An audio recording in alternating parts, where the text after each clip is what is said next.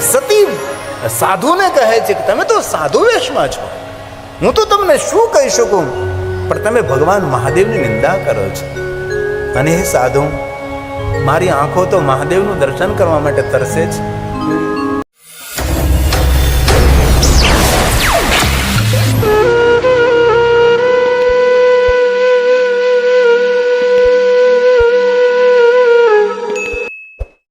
સતી હાથ જોડીને સાધુને કહે છે તમે ગણવેશમાં સાધુ છો, પણ તમારી વાણીમાં ભગવાન મહાદેવ પ્રત્યે તમને દ્વેષ છે. શા માટે ભગવાન મહાદેવની નિંદા કરી રહ્યા છો? હવે સતીએ નિર્ણય લીધો કે આવી રીતે જો મહાદેવની નિંદા સાંભળતી રહીશ, કેટલો કઠોર અને કઠિન મેં તપ કર્યું છે, મારા પુણ્યનો ક્ષય થશે. સતીએ નિર્ણય લીધો કે મારે નિંદા સાંભળવી નહીં જોઈએ. અને જીવનનો મોટા મોટો સદગુણ કોઈની નિંદા કરવી નહીં ને કોઈની નિંદા સાંભળવી નહીં. નિંદા સમાન કોઈ પાપ નહીં, સત્સંગ સમાન કોઈ પુણ્ય નહીં. અશ્વમેઘ સહસ્રને વાંચવે શતાને છે, એક ઘડી આધી મેં પુનિયાત. કોઈની અનુપસ્થિતિમાં તેના છિદ્રો ખોલવા, તેના માટે ગંદી ગંદી વાતો કરવી અને નિંદા કહેવાય છે. અને જે માણસોએ પોતાના કાર્યક્ષેત્રમાં સફળ થવું હોય એને તો એક નિંદા ઉપર વિજય મેળવવો પડે. કોઈની નિંદા તો નહીં, પણ આપણી સ્વયંની નિંદા પણ નહીં સાંભળવી. ઘણીવાર ઘણા માણસો આપણી સ્વયંની નિંદા કરવા માટે આવે કે પહેલો માણસ તમારા માટે આવું આવું બોલતો હતો ને આવું આવું કહેતો હતો. એ આપણી પોતાની નિંદા થઈ. આપણી પોતાની નિંદા આપણે સાંભળીએ તો માનસિક આપણે ડેમેજ થઈ જઈએ, આપણે હતાશ થઈ જઈએ કે એટલો મોટો માણસ આપણા માટે આવી ગંદી વાત કરે. તેથી બીજાની નિંદા તો કરવી નહીં, બીજાની નિંદા સાંભળી, પણ સ્વયંની નિંદા પણ ક્યારે કોઈ માણસ કરવા જ ન કોઈ ભાઈ જે હોય તે, પણ મારે માનસિક હતાશ નથી થવું, તેથી મારે નથી સાંભળવું. માણસે નિંદા પર વિજય મેળવો, નિંદ્રા પર વિજય મેળવો. આજ માણસ નિંદ્રાનો ગુલામ બન્યો. માણસ શું જીવન જીવવાનું સાધન રાજમહેલ નથી, સોના ચાંદીના આભૂષણો નથી, બ્રાન્ડેડ વસ્ત્રો ને બ્રાન્ડેડ બૂટ નથી, બ્રાન્ડેડ ઘડિયાળ નથી. જીવન જીવવાનું સાધન હોય તો આરોગ્યથી ભરેલું શરીર. જીવન જીવવાનું સાધન શરીર છે. ખલું સાધનમ, જીવન જીવવાનું સાધન શરીર છે. અને શરીર જો આપણે પાસે સારું નથી, જીવન કઈ રીતે જીવન? રોગિષ્ઠ માણસ આ દુનિયાનો મોટો ભિખારી છે. તેથી પહેલું ધ્યાન તો આપણે આપણા આરોગ્યનું રાખવાનું છે. અને બધું વેચાતું મળશે, આરોગ્ય વેચાતું નહીં મળે. તેથી આદિ જગદગુરુ શંકરાચાર્ય મહારાજે ભગવાનની પૂજા કરવાની નથી કહ્યું. પહેલા દેહની પૂજા કરો, પછી દેવની પૂજા કરો. આ દેહ દેવળ છે. બીડા ફૂકી ફૂકીને, તમાકુ માવાન ખાઈ ઠંડા પીણા પીને, રાતના 10 વાગે પીઝા પકોડી ખાય શરીરને રોગિષ્ઠ બનાવ્યું છે. કેટલું શરીર કુરૂપ બન્યું છે, કેટલા રોગિષ્ઠ બન્યા છે આપણે. આદિ જગદગુરુ શંકરાચાર્ય કહ્યું કે પહેલી પૂજા ભગવાનની નહીં, દેવની નહીં, દેહની કરો.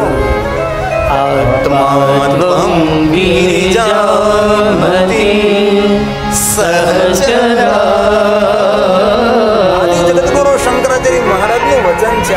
આ તમારા માટે આ મંદિર છે, એમાં સ્વયં પરમાત્મા બિરાજે છે. શરમ આવી જોઈએ, બીડીયું ફૂકી ફૂકીને દાંત ગંદા થઈ ગયા, તમાકુ ખાઈ ખાઈને બોખલી કેટલી ખરાબ થઈ ગઈ. આપણા દેહનું ધ્યાન ન રાખીએ, દેશનું ધ્યાન શું રાખે? જે પોતાના દેહનું ધ્યાન ન રાખી શકે એ આ દેશનું ધ્યાન શું રાખવાના છે?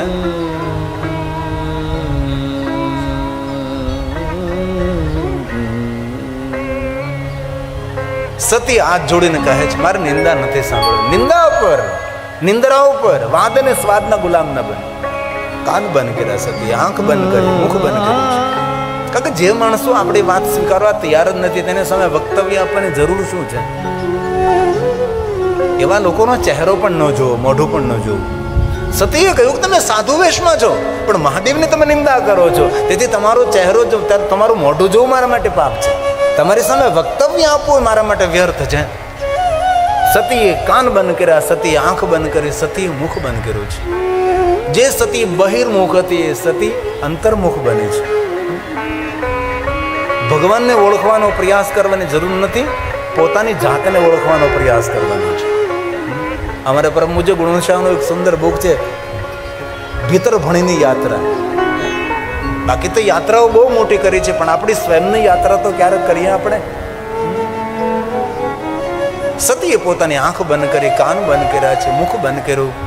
મન મંદિરમાં એક સુંદર દીપ પ્રજ્વલિત થયો છે. ભગવાનની ઝાંખી થઈ. દેવળમાં ભગવાનની ઝાંખી થાય કે ન થાય ખબર નથી, પણ દેહમાં જરૂર ઝાંખી થાય છે.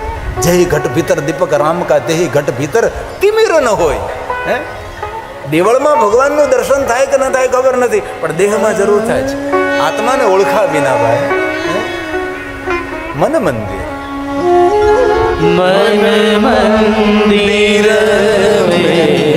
મહાદેવ मैंने बोले मन मंदिर मैंने बोले तुझको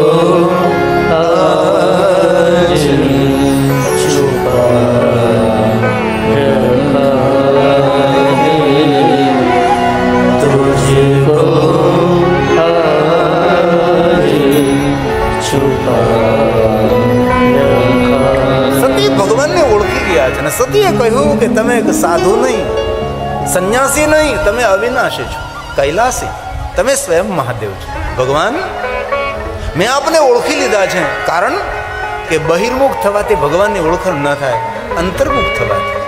દૂરદર્શન નહીં, અંતરદર્શન. પ્રભુ, મૂળ રૂપમાં મને દર્શન આપો ભગવાન. સાધુનો વેશ ધારણ કરી અને મારી ભક્તિની પરીક્ષા શા માટે કરો છો ભગવાન? સતીની પ્રાર્થના સ્તુતિથી ભગવાન મહાદેવજી મૂળ રૂપમાં પ્રગટ થાય છે અને સતીને વરદાન માગવાનું કહે છે. અને સતી માંગણી કરે છે કે ભગવાન, આપ મારી સાથે વિવાહ કરો. બીજું વરદાન માગો. ત્યારે સતી બીજું વરદાન માંગ્યું છે, સુંદર શૃંગાર કરીને, દેવતાઓ તમારા રૂપ અને સ્વરૂપને, તમારા શૃંગારને એકવાર જોતા રહે એવા સુંદર શૃંગાર કરીને આપ મારી સાથે વિવાહ કરો. ભગવાન શંકરજી સતીને વરદાન આપે છે. ભગવાન મહાદેવ કૈલાસ જાય છે. સતી પોતાનું તપ પૂર્ણ કરી પ્રજેશ નગરમાં આવે છે. નગરવાસીઓ સતીનું સન્માન કરે છે.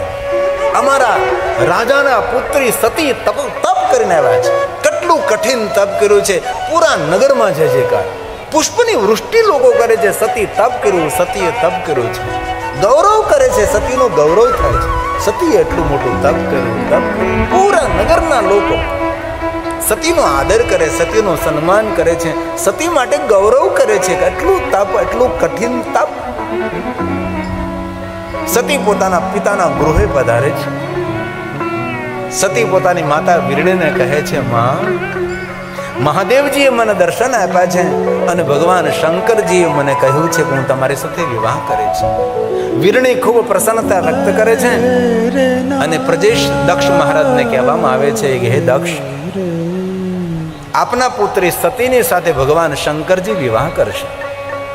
દક્ષ વિશ્વકર્માજીને આમંત્રિત કરે છે. ગર્ગાચાર્ય મહારાજને બોલાવે છે. દેવગુરુ બૃહસ્પતિ દેવ આવે છે. સપ્ત ઋષિઓ નારદજી આવે છે. દક્ષ મહારાજ કહે છે, હે નારદ, હે સપ્ત ઋષિઓ, હે ગર્ગાચાર્ય મહારાજ, મારી પુત્રી સતીના વિવાહ ભગવાન શિવને સાથે કરવાના. આ વિવાહ પત્રિકા તૈયાર કરો. સપ્ત ઋષિ ગર્ગાચાર્ય મહારાજ, બૃહસ્પતિ, નારદ સૌ ભેગા મળી અને સતીની સુંદર વિવાહ પત્રિકા તૈયાર કરે છે. અને વિવાહ પત્રિકા રહીને સપ્તઋષિ ગર્ગાચાર્ય મહારાજ નારદ સાથે ભગવાન મહાદેવની પાસે જાય છે. અહીં દક્ષ મહારાજ વિશ્વકર્માજીને કહે છે, વિશ્વકર્મા, મારા પુત્રી સતીના વિવાહ છે. નગરને સુંદર શણગારો, સુંદર મંડપ બનાવો, સુંદર દ્વાર ઉભા કરો, નગરની સજાવટ કરો. મારા પુત્રી સતીના વિવાહ છે. વિશ્વકર્માજીને આજ્ઞા મળે છે. વિશ્વકર્માજી નગરની સુંદર સજાવટ કરવા લાગ્યા છે. નગરની સુંદરતામાં વૃદ્ધિ કરવા લાગ્યા છે. અહીંયા સપ્તઋષિ ગર્ગાચાર્ય મહારાજ, નારદજી, બૃહસ્પતિ દેવ ભગવાન મહાદેવની પાસે પહોંચે છે અને મહાદેવને કહે છે, લો મહાદેવજી, આપના વિવાહની પત્રિકા, પ્રભુ આપના વિવાહની તૈયારી કરો. ભગવાન મહાદેવ કહે છે, મારા વિવાહની તૈયારી કોણ કરે? ન માતા, ન પિતા, ન બંધુ, ન મિત્ર, ન ગુરુ, ન શિષ્ય, કોઈ નહીં. એ સપ્તઋષિઓ ગર્ગાચાર્ય મહારાજ, નારદજી, વિશ્વના દરેક દેવતાઓને આમંત્રિત કરો. દેવગણોને આમંત્રિત કરો, સૌ સુંદર શૃંગાર કરી મારા વિવાહમાં કૈલાસ પધારે.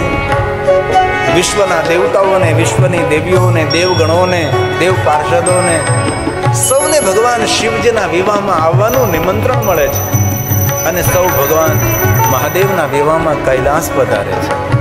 ઇન્દ્ર, ઇન્દ્રાણી, બ્રહ્મા, બ્રહ્માણી, વિષ્ણુ, લક્ષ્મી, વરુણ અને દેવતાઓ કુબેર સહિત કૈલાસમાં સૌ સુંદર શૃંગાર કરી અને સુંદર શણગાર કરી અને ભગવાન મહાદેવના વિવાહમાં કૈલાસ પધારે છે. ભગવાન શંકરજી એક પથ્થરની શિલા પર મહાદેવ બિરાજમાન છે. મર્ગચર્મ ધારણ કરેલું છે, વિખરાયેલી પથરાયેલી જટા છે. શિશે મંદાકિની ધારી ભાલ ચંદ્ર ત્રિલોચના પંચવરથનાથમા દશ બાહુ ત્રિશુલ દુઃખ નાગેન્દ્ર હરાય ત્રિલોચના ભસ્માંગરા ગાય મહેશ્વરા. ભગવાન શંકરજી પથ્થરની શિલા પર બિરાજે, પ્રસન્ન મુખ મુદ્રા છે. ચારો તરફ જટા પથરાયેલી વિખરાયેલી છે. બાંસુકી કંઠ ભૂષણમ પન્નગ ભૂષણમ.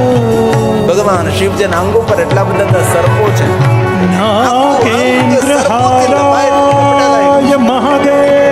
દેવતાઓ ભગવાન શંકરજીના રૂપનું દર્શન કરે છે. હે મહાદેવ, હે મહાદેવ. નાગેન્દ્ર હારાય ત્રિલોચનાય ભસ્માંગરાગાય મહેશ્વરાય. હે મહાદેવ, હે મહાદેવ. વિશ્વના દેવતાઓ કૈલાસમાં બધાય. ભગવાન શંકરજી પથ્થરની શિલા પર બિરાજે છે.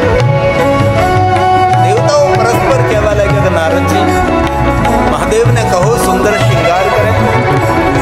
નારદજી દેવગુરુ બૃહસ્પતિને કહે છે, બૃહસ્પતિ આપ મારી સાથે ચાલો. ભગવાન મહાદેવને આપણે સમજાવીએ અને ભગવાન શિવજી સુંદર શૃંગાર કરે. દેવગુરુ બૃહસ્પતિ, નારદજી ભગવાન મહાદેવની પાસે જાય છે. ભગવાન શિવજીની પ્રસન્ન મુખ મુદ્રા છે. ચારો તરફ જટા પથરાયેલી વિખરાયેલી છે. જટા ચૂંટધારી ભગવાન શંકર છે. અંગ પર એટલા તો સર્પો ધારણ કરેલા છે. જ્યારે નાગોનું ઘર હોય, સર્પોનું ઘર હોય, સર્પોનું નિવાસ સ્થાન હોય. બૃહસ્પતિ દેવ હાથ જોડીને કહે છે, મહાદેવ બાહ્ય રૂપ આપનું રૌદ્ર છે પણ ભક્તો પ્રત્યે આપ રુદ્ર છો. એ બંને તમે શણગાર્યું છે. ઉમાપતિ મહાદેવજી, હું પ્રણામ કરું છું આપને. બૃહસ્પતિ બોલે છે, વૃષભધ્વજાય સોમાય સોમનાથાય શંભવે વિભુ પ્રભુ સ્વયંભુ શંભો દિગંબરાય ભર્ગાય ઉમાકાંતાય વૈ નમઃ ઉમાકાંતાય વૈ નમઃ. હે મહાદેવ, ઉમાપતિ મહાદેવ પ્રણામ કરું છું. બૃહસ્પતિ કહે છે, તમારો જે વૈભવ છે એ સોના ચાંદી હીરા મોતી નહીં નહીં. ભગવાન તમારી ભવ્યતા, તમારી દિવ્યતા, તમારું તપ છે. ભગવાન તપથી તમે સુંદર સજાડેલા. ભગવાન શિવ, આ તમારી ભવ્યતા છે, આ તમારી દિવ્યતા છે. અને આપણે સૌ જાણીએ છીએ ભગવાન શિવજીની ભવ્યતા સોના ચાંદી હીરા મોતી નથી, કોઈ મુકુટ નથી, કોઈ શ્વેતાંબર પિતાંબર નથી.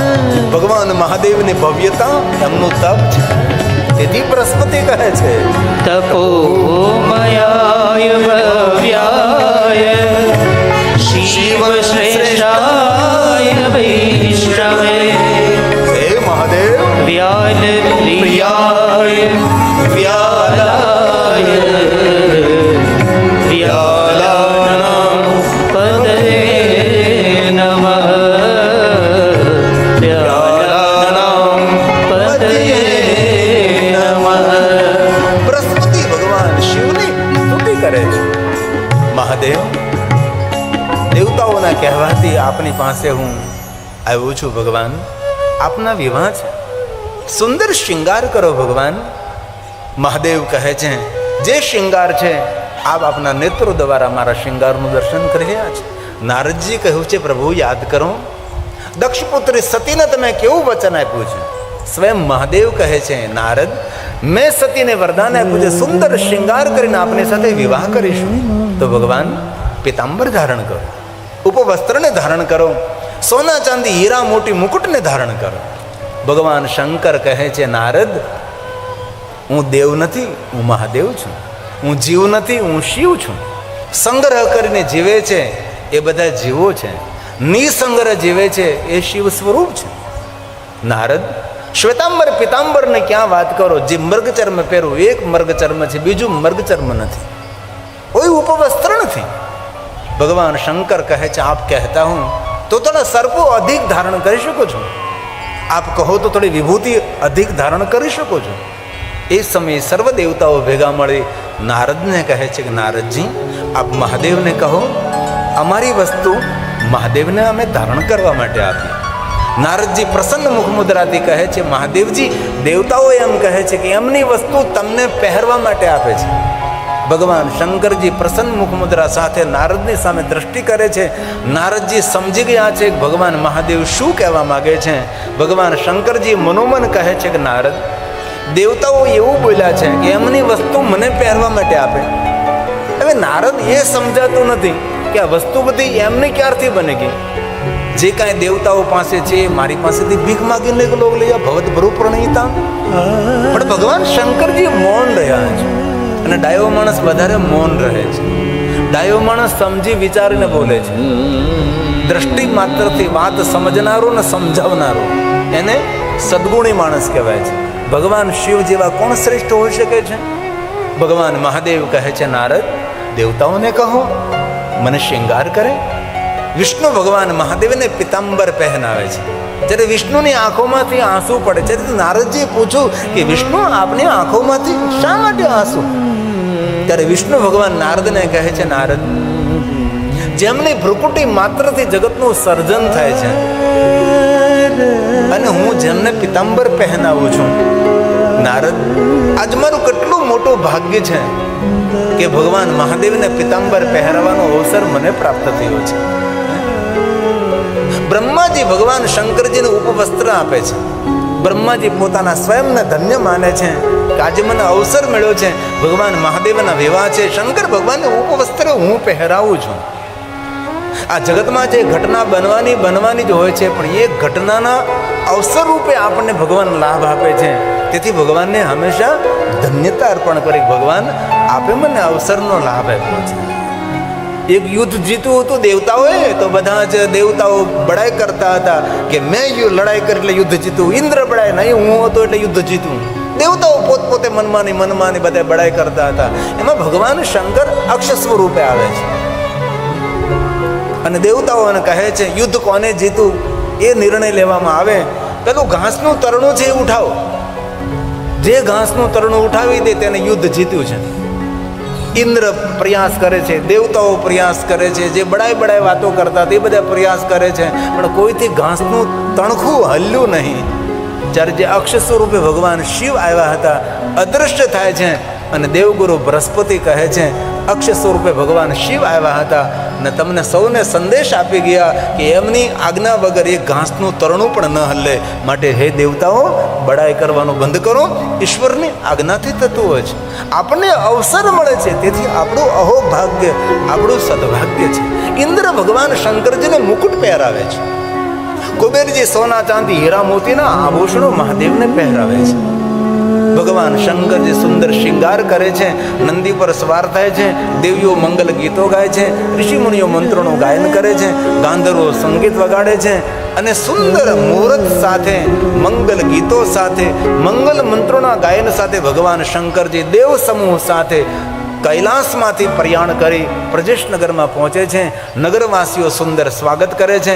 ભગવાન શિવ વિવાહ મંડપના દ્વારે પધારે છે, વીરણી સ્વાગત કરે છે. ભગવાન વિવાહ મંડપના મધ્ય બિરાજે છે. હસતું ખેલતું રમૂજથી ભરેલું પ્રસન્ન રહેનારું પાત્ર નારદો મુનિ સતમહ. નારદજી પ્રદેશ દક્ષ મહારાજને કહે છે, દક્ષ મહારાજ, સતીને વિવાહ મંડપમાં પ્રવેશ આપો. દક્ષ મહારાજ પોતાના પુત્ર સતીને વિવાહ મંડપમાં પ્રવેશ આપે છે. પુષ્પમાળા વિધિ થાય છે, બિરાજમાન થાય, અંગુષ્ઠની પૂજા થાય, શિવ સતીનું મિલન થાય છે, કન્યાદાન અપાય છે, મંગલ ફેરાવો થાય છે. અંતે દક્ષ મહારાજ પોતાના પુત્ર સતીને ભગવાન શિવની સાથે વિદાય કરે છે. શિવ અને સતી કૈલાસ પધારે છે. ભગવાન વિષ્ણુજી અને લક્ષ્મીજી શિવ અને સતીનું સ્વાગત કરે છે. પ્રભુ કૈલાસમાં પધારે છે. દેવતાઓએ પરિક્રમા કરી છે મને પરિક્રમા કરીને મુહુર પ્રશંસા કરી છે. વિવાહમાં ખૂબ આનંદ આવ્યો છે. આટલા વિવાહ કોણ કરી શકે છે? સુંદર પ્રશંસા કરતા પોતપોતાના લોકમાં દેવતાઓ બધા જતા રહે છે. શિવ અને સતીએ સુંદર વિચરણ કર્યું છે. વિચરણને વિહાર કરતા કુંભજ ઋષિના દ્વારે આવે છે. કુંભજ ઋષિ શિવ અને સતીનું સ્વાગત કરે છે. ભગવાન પધારે છે આશ્રમમાં. ભગવાન શિવ કહે છે, કુંભજ મને સુંદર ભગવાનની કથા સંભળાવો. કુંભજ ઋષિ ભગવાન શિવજીને કથા સંભળાવે છે અને ભગવાન શિવજી કથા સાંભળે છે. રામ કથા મુનિ બર્જ બખાની સુની મહેશ પરમ સુખ માને. કુંભજ ઋષિએ કથા કહી છે. કથાને પૂર્ણ થઈ અને મહાદેવે કહ્યું, ઋષિ કાંઈ મારી પાસેથી વરદાન માગો. ઋષિ પૂછી, અરે ભગતિ સહાય, ભગવાન મને ભક્તિ આપો. મને ધન સંપત્તિ વૈભવ નથી જોતો, એ તો ભ્રમિત કરી દે છે. મને ભગવાન આપની ભક્તિ મળે. કહત સુનત રઘુપતિ ગુણગાથા કછુ દિન તહાં રહે ગિરિનાથા. શિવ અને સતી થોડા દિવસો માટે ત્યાં રોકાણ કર્યું છે. અંતે મુનિસન વિદા માગી ત્રિપુરારી. કુંભજ ઋષિ શિવ અને સતીને વિદાય કરી છે. શિવ અને સતી સુંદર વિચરણ કરે છે. ત્રેતા યુગ ચાલી રહ્યો છે. ભગવાન રામ અને લક્ષ્મણજી આવી રહ્યા છે. ભગવાન રામને જોઈને મહાદેવ જય જયકાર કરવા લાગે છે. સતીના મનમાં સંશય થયો છે. સતી ભગવાનને પૂછવા લાગે છે, આ કોનો જય જયકાર કરો છો? ભગવાન શિવજી સતીને સમજાવવાનો પ્રયાસ કરે છે. સતીના મુખાકૃતિ પરથી ભગવાન મહાદેવને ખબર પડે છે સતીના મનમાં સંશય છે. જાઓ સતી, તમે પરીક્ષા કરો. ભગવાન રામની પરીક્ષા કરવા માટે સતી જાય છે. સીતાનું રૂપ લે છે. ભગવાન રામ અને સતીનો સુંદર સંવાદ છે. બહુ મોટી કથા છે. સતી પાછા ફરે છે. મહાદેવને કહે, કછુના પરીક્ષા લેની હે ગોસાઈ. સતી જુઠ્ઠું બોલે છે, મેં કોઈ પરીક્ષા લીધી જ નથી. સતીનું જુઠ્ઠું બોલવાના કારણે ભગવાન શંકરજી સતીનો ત્યાગ કરે છે. દેવતાઓ જય જયકાર કરે છે. ભક્તિ કરે પાતાળ મેં પ્રગટ ભય આકાશ. સતી પૂછવા લાગે કે મહાદેવ, દેવતાઓ જય જયકાર શા માટે કરે છે? દેવતાઓનો સ્વભાવ છે, જય જયકાર કરતા રહે છે. ભગવાન શિવજીએ સતીને કહ્યું નથી કે મેં તમારો ત્યાગ કર્યો છે. અને મોટા માણસો હંમેશા બોલવામાં સાવધાની રાખે છે. એક પણ શબ્દ જો સરી ગયો તો પૂરું બધું જ કાર્યક્રમ બગડી જવું. શિવજી મૌન રહ્યા છે. સતી વારંવાર પ્રશ્નો કરે છે. જ્યારે ભગવાન શિવ કહે છે કે સતી, કૈલાસમાં જઈને વાર્તાલાપ કરશો આપણે, ચલો આપણે કૈલાસ જઈએ. ભગવાન શિવ અને સતી કૈલાસ પહોંચે. સતી પ્રશ્નો કરે એ પહેલા તો ભગવાન મહાદેવજી ધ્યાનસ્થ બને છે. 87,000 વર્ષ સુધી ભગવાન શિવજી સમાધિ લગાવે છે. સતી મનોમન શિવની સામે બિરાજમાન થાય અને ક્ષમા માગે છે, ભગવાન મને ક્ષમા કરો, મારાથી કોઈ ભૂલ તો થઈ જ છે. પોતાની ભૂલને સ્વીકારવી એ મોટી બુદ્ધિમત્તા છે. ભગવાન શિવ કહે છે, સતી હું તમને સુંદર કથા કહું. લગે કહન હરિ કથા રસાલા. એ સમયે આકાશમાંથી દેવતાઓ જતા જોવે છે. સતીએ કહ્યું કે ભગવાન, દેવતાઓ ક્યાં જાય છે? ભગવાન શંકરજીએ કહ્યું, સતી કોણ ક્યાં જાય ને કોણ ક્યાંથી આવે, એમાં તો જીવન અધૂરું રહી જાય. તેથી આપ કથાનું શ્રવણ કરો, આપ આપણે સંભાળો. કોણ ક્યાં જાય, આપણે શું છે, કથાનું ધ્યાન આપો. નહીં મને કહો. જ્યારે શંકર ભગવાન કહે છે, સતી તમે સાંભળશો તો તમને ઘણું દુઃખ થશે. નહીં પ્રભુ મને કહો. જ્યારે મહાદેવજી કહે છે, આપના પિતાને ત્યાં મોટો યજ્ઞ છે. યજ્ઞમાં સૌને નિમંત્રણ આમંત્રણ, આપણને નિમંત્રણ નથી, આપણે નથી જવાનું. કારણ કયું? ભગવાન શંકરજી તેનું કારણ સતીને સમજાવે છે. તો પણ સતી કહે છે મારે જવું છે. ભગવાન શંકરજીએ ના કહી તો પણ સતી જવા માટે તૈયાર થયા છે. અગણિત ગણોને સતીની રક્ષા માટે સાથે મોકલ્યા છે. સતી પ્રજેશનગરમાં પહોંચે છે. નગરવાસીઓ સતીનું અપમાન કરે છે. જે નગરના લોકો સતીનો જય જયકાર કરતા હતા, જે નગરના લોકો સતીની પર પુષ્પની વૃષ્ટિ કરતા હતા, સતીનું ગૌરવ કરતા હતા, એ જ નગરના લોકો છે. બીજા કોઈ નગરના માણસો નથી. એ જ આજ સતીની નિંદા કરે છે. સતીના માટે નહીં બોલવા જેવા શબ્દો બોલવા લાગે છે. સતીનો પગ ભારે થાય છે. તેથી દુનિયાની જય જયકાર સાંભળી આપણે સાવધાન થવાની જરૂર છે. જે માણસો તમને ફૂલના હાર પહેરાવતા હોય એ જ માણસો તમને હાર અપાવવા માટે સામે પણ ઊભા હોય છે. સતીના જીવનમાં કપરા દિવસો છે. જે સતીનું સન્માન કરતા તે જ સતીના માટે નિંદા કરવાવાળા માણસો છે. સતીનો પગ ભારે થયો છે. પિતાના આંગણે ગઈ છે. મહેમાનો બધા નહીં બોલવાના શબ્દો બોલવા લાગ્યા છે. સતી સાંભળી શકતી નથી અને બાપના આંગણે દીકરીનું અપમાન થાય એનાથી મોટું દુઃખ તો દીકરી માટે કયું હોઈ શકે છે? પણ મહેમાનની વચ્ચે બેઠેલી માતા વીરણી સતીને જોઈને સામે ચાલીને દોટ મૂકીને આવી છે અને પોતાની પુત્રી સતીને ગળે વળગાડે છે અને કહે છે કે બેટા પુત્રી સતી, તારા પિતાએ આટલો મોટો યજ્ઞ કર્યો છે પણ તને નિમંત્રણ નથી આપ્યું, પણ મને ભરોસો હતો કે બેટા તું તો આવીશ જ. માં અને દીકરી બહુ હિત અને પ્રેમથી ભેટીને મળે છે. માતા વીરણી કહે છે બેટા સતી, યજ્ઞનાળના દર્શન કર અને યજ્ઞનાળના દર્શન કરીને પાછી જલ્દી આવતો. આપણે મા દીકરી બેઠા બેઠા સુખ દુઃખની વાતો કરી, પણ માતા વીરણીને ખબર નથી કે સતીની આ છેલ્લી મુલાકાત છે. આ માનવ જીવન માટે મોટો સંદેશ છે. જીવન માર્ગમાં જે મળે તેની સાથે સારો વ્યવહાર કરીએ, પ્રેમાળ ભરેલો વ્યવહાર કરીએ. બાકી જે માણસ મળ્યો છે ફરીવાર મળવાનો નહીં મળવો એ પ્રકૃતિ નિયતિ જાણતી હોય છે. સતી યજ્ઞશાળામાં જાય છે, શિવનું કોઈ સ્થાન નહીં, પિતાને કહેવા લાગે છે અને પિતાજી પોતાના પુત્રીનું અનાદર અને અપમાન કરે છે. એ સમયે સતીએ દક્ષને વરદાન આપ્યું હતું કે જ્યારે તમે સૌનો અનાદર કરશો ત્યારે એ સમયે મારી લીલાને હું પૂર્ણ કરીશ. સતીને યાદ આવ્યું છે. સતી ચંદ્રમૌલી બૃહસ્પતિનું ધ્યાન ધરવા લાગે છે અને મહાદેવનું ધ્યાન ધરતા યોગા યજ્ઞને પ્રગટ કરી અને પોતાના શરીરને શાંત કરે છે. સતી મરત હરિસર બનો માગા જન્મ જન્મ શિવપદ અનુરાગા, જન્મો જન્મ સુધી મને શિવ મળે એવો ભાવ પ્રગટ કરી સતી પોતાના દેહને શાંત કરે છે. ભગવાન શિવજીને કૈલાસમાં ખબર પડે છે. જટા પછાડી નથી, ખોટી વાત. જટામાંથી લટને ખોલે છે ને લટમાંથી વીરભદ્ર અને કાલીને પ્રગટ કરે છે. અને મહાદેવજી વીરભદ્રને આજ્ઞા કરે, જાઓ દક્ષના અભિમાનને મિથ્યા કરો, મૃત્યુદંડ કરો, એવું મહાદેવે નહીં કહ્યું હતું. જો મહાદેવ એમ કહે કે મૃત્યુદંડ કરો તો દક્ષને જીવિત ન કરી શકાય, પણ તેને અભિમાન મિથ્યા કરો એવું શિવજીએ કહ્યું હતું. અને વીરભદ્રને દક્ષ મહારાજનું યુદ્ધ થાય. ભૃગુ ઋષિ જે દક્ષના ગુરુ છે યુદ્ધ રોકવાનો ઘણો પ્રયાસ કરે છે પણ યુદ્ધ રોકાણું નહીં. અંતે યુદ્ધના પરિણામ સ્વરૂપે દક્ષનું ધડથી મસ્તક અલગ બને, યજ્ઞકુંડની અંદર બળીને ભસ્મ થાય છે. અને ભૃગુ ઋષિ જોવે છે એક તરફ દક્ષ મહારાજનું ધડ, એક તરફ સતીનું શબ, એક તરફ મહેમાનોની નાચભાગ, એક તરફ વીરભદ્રનો ક્રોધ. ભૃગુ ઋષિ શિવને પ્રાર્થના કરે છે, હે મહાદેવ, એ કલ્યાણ કરનારા, આપ મારા ઈષ્ટ છો. મારા શિષ્ય દક્ષને સમજાવવાનો ઘણો પ્રયાસ કર્યો પણ સદગુરુના નાતે મારા દક્ષે મારી વાત ન માનીને ભગવાન નહીં થવાનું થયું છે. ભગવાન મારા દક્ષપતિ, હું તમારી પાસે ક્ષમા માગું છું.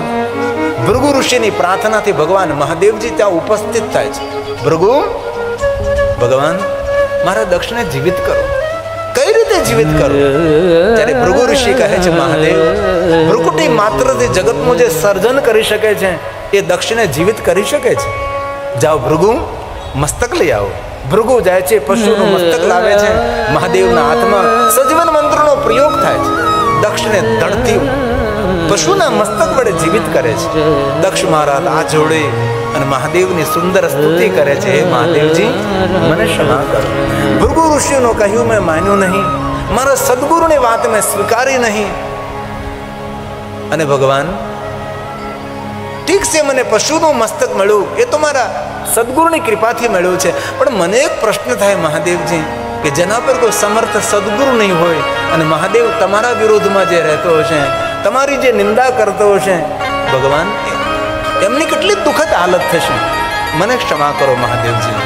અને દક્ષ મહારાજ મહાદેવની એટલી સુંદર સ્તુતિ કરે છે, આટલી લાંબી ને મહાન સ્તુતિ છે કે દક્ષ મહારાજની દ્રષ્ટિએ શિવ કેટલા શ્રેષ્ઠ છે, શિવ કેટલા મહાન છે. આ દક્ષ મહારાજના શબ્દો છે જે મહાદેવના સન્મુખ પશુ મસ્તક દ્વારા મહાદેવની સ્તુતિ કરે છે. નમામિ દેવં વરદં વરેણ્યં. દરેક દુનિયાના વરદાનો આપવામાં સમર્થ એવા શિવ હું પ્રણામ કરું છું. સૂર્ય ન રહે, ચંદ્ર ન રહે, ગગન ન રહે, અગન ન રહે, આકાશ ન રહે, પ્રકાશ ન રહે, કોઈ સરિતા ન રહે, સાગર ન રહે, કોઈ દેવ ન રહે, દાનવ માનવ ન રહે. ભગવાન આપ તો સનાતન છો. સનાતન કોને કહેવાય? જે આંખો દ્વારા જોઈએ એ કાંઈ પણ નહીં, ત્યારે પણ એ સનાતન અને અત્યારે સૃષ્ટિનું સર્જન એ પણ સનાતન, સૃષ્ટિનું વિસર્જન ત્યાર પણ સનાતન. જે નિત્ય છે, જે નિરંતર છે, નિરાકાર છે, ઓમકાર છે, નિર્વિકાર છે, સગુણ છે, નિર્ગુણ છે, સકલ છે, નિષ્કલ છે, એ નિરાકાર મોકાર મુલ્લમ તુર્યમ ગિરાગનાન ગોતિત વિષમ ગિરીશમ કરાલમ મહાકાલ કાલમ, એ ભગવાન શિવ છે. દક્ષ મહારાજે બહુ જ મોટી સ્તુતિ કરી છે. અંતે કહ્યું, મહાદેવ મને ક્ષમા કરો. હવે શંકર ભગવાન કહે છે, દક્ષ આજ મારી વાત એક મહામંત્રની જેમ યાદ રાખજો. ભગવાન શંકરજી દક્ષ મહારાજને કહે છે, દક્ષ મહારાજ, જેવો વર્તાવ બીજા સાથે આપણે કરીએ એવો વર્તાવ આપણા માટે ફલિત થાય છે. તેથી જે તમે બોલશો એ તમારાથી પ્રારંભ થશે. એ દક્ષ મહારાજ, કોઈ શાંત સરોવર જલથી ભરેલું છે, જ્યાં પથ્થર પડે છે ને ત્યાંથી તરંગોનો પ્રારંભ થાય છે. તેથી હે દક્ષ મહારાજ, તેથી શુભ ચિંતન, શુભ વિચાર, શુભ વાણી. તેથી આપણા ઋષિઓએ મોટું સૂત્ર આપ્યું છે, સર્વે સુખ સર્વે ભવંતુ, સૌને સુખ મળે. એવું નથી કે ભારતના લોકોને સુખ મળે, ધરતી પર રહેનારા સુખ મળે. સર્વે ભવંતુ, આખા ભુવનમાં જ્યાં જ્યાં જીવાત્મા છે સૌને સુખ મળે. સીમિત દ્રષ્ટિ નહીં, સંકુચિત દ્રષ્ટિ નહીં, પર્યાપ્ત માત્રામાં નહીં, અપર્યાપ્ત માત્રામાં.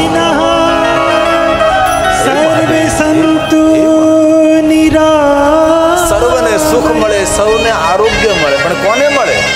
જેનો ભદ્ર ભાવ હોય, જેના વિચારોની ભદ્રતા હોય, જેની વાણીની ભદ્રતા હોય. અભદ્રતા નહીં, ભદ્રમ કર્ણે વિષ્ણુયામ, જેનો ભદ્ર ભાવ હોય. હરિ ઓમ ભદ્રમ કર્ણેભિઃ શૃણુયામ દેવા ભદ્રમ પશ્યેમાક્ષ. ઓમ નમઃ શિવાય મંત્રનો અર્થ શું થાય છે? ઓમ એટલે બ્રહ્માંડ, નમઃ નમસ્કાર. શિવ અને શિવાય, પૂરા બ્રહ્માંડનું કલ્યાણ કરો, પૂરા બ્રહ્માંડનું કલ્યાણ કરો. તો પહેલું કલ્યાણ કોનું થાય? બોલનારનું થાય છે. તેથી ભગવાન મહાદેવ કહે, દક્ષ મહારાજ, આ વાતને મહામંત્રની જેમ યાદ રાખજો. જે તમે વિચારો છો એ તમારાથી પ્રારંભ થશે, જે તમે બોલો છો એ તમારાથી પ્રારંભ થશે. તેથી શુભ ચિંતન, શુભ વિચાર, શુભ વાણી જીવનને માણસ ઉચ્ચતર પર લઈ જઈ શકે છે. અશુભ વાણી આપણું અશુભ કરનાર, અશુભ વિચાર આપણું અશુભ કરનાર. તેથી વિચાર ક્રાંતિ જીવનમાં મોટી ક્રાંતિ લાવી શકે છે. દક્ષ મહારાજ કહે છે, મહાદેવ લિંગ રૂપેણ સતમા અનુગ્રહ લોકાનામ. જગત પર અનુગ્રહ કરવા માટે મહાદેવજી અહીંયા લિંગ રૂપે તમે પ્રગટ થા. ભગવાન શંકરજી દક્ષની સામે પોતાનું તેજોમય સ્વરૂપ ત્યાં સ્થિર કરે છે. લિંગ રૂપેણ સતમા, સુંદર શિવલિંગ પ્રગટ થાય છે. શા માટે? જગત પર અનુગ્રહ કરવા માટે. અને ભગવાન મહાદેવ કહે છે, દક્ષ મહારાજ, આપની પ્રાર્થનાથી મારું તેજોમય સ્વરૂપ यहाँ પ્રગટ કર્યું છે. તેથી આ શિવલિંગનું નામ આપના નામથી પ્રસિદ્ધ થશે. તેથી હરિદ્વારની બાજુમાં કનખલ તથા દક્ષેશ્વર મહાદેવ વિરાજે છે. શિવ અપરાધ, દેવ અપરાધ, શાસ્ત્ર અપરાધ, ગુરુ અપરાધ, માતૃપિતૃ અપરાધ, જીવનના દરેક અપરાધોમાંથી મુક્તિ અપાવનારું કનખલની અંદર ગંગા તટ પર બિરાજમાન ભગવાન